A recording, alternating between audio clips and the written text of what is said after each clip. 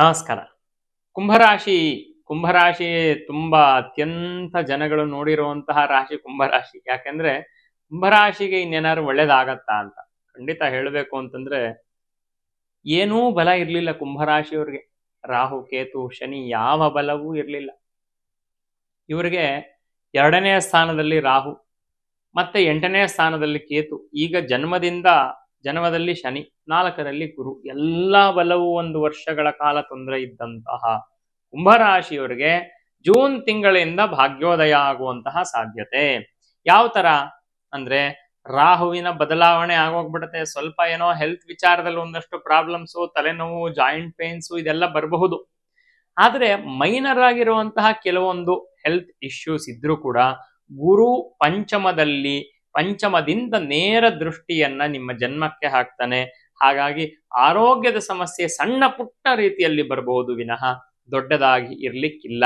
ದುಡ್ಡಿನ ವಿಚಾರದಲ್ಲಿ ಸಮಸ್ಯೆಗಳು ಅನ್ನುವಂಥದ್ದು ಪೂರ್ಣವಾಗಿ ಹೋಗಲ್ಲ. ಆದ್ರೂ ಎಲ್ಲೋ ನಿಮಗೆ ಒಂದು ಆಶಾಕಿರಣ ಅನ್ನುವಂಥದ್ದು ಪ್ರಾಪ್ತವಾಗತ್ತೆ.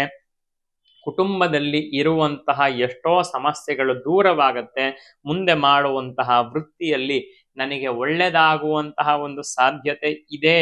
ಅಂದ್ರೆ ನನಗೂ ಕೂಡ ಈ ಸಮಸ್ಯೆಗಳೆಲ್ಲವೂ ಕೂಡ ಹೋಗತ್ತೆ, ನನಗೆ ಬೇರೆ ದಾರಿ ಇದೆ ಅಂತ ಹೇಳೋ ರೀತಿಯಲ್ಲಿ ಇರುವ ಸಮಸ್ಯೆಗಳೆಲ್ಲ ಸ್ವಲ್ಪ ಪರಿಹಾರ ಆಗುವಂತಹ ಮಾರ್ಗ ಕಾಣಿಸುತ್ತೆ.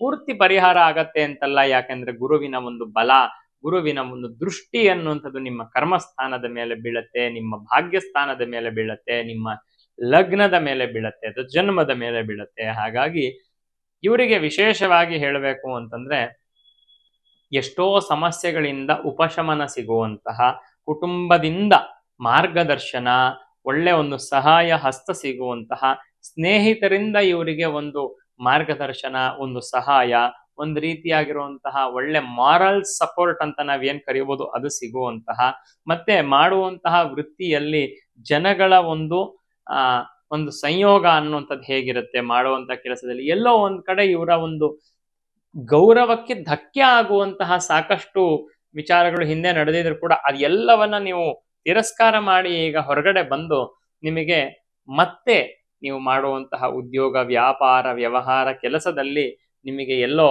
ಉತ್ತಮವಾಗಿರುವಂತಹ ಹೆಸರು, ಕೀರ್ತಿ, ಐಶ್ವರ್ಯಾದಿಗಳು ಪ್ರಾಪ್ತವಾಗುವಂತಹ ಮಾರ್ಗಕ್ಕೆ, ಮೇನ್ ಟ್ರ್ಯಾಕ್ಗೆ ಮತ್ತೆ ನೀವು ಬರ್ತೀರಾ ಅನ್ನುವಂಥದ್ದು ಕುಂಭರಾಶಿಯವರಿಗೆ ಕಾಣಸಿಗತ್ತೆ.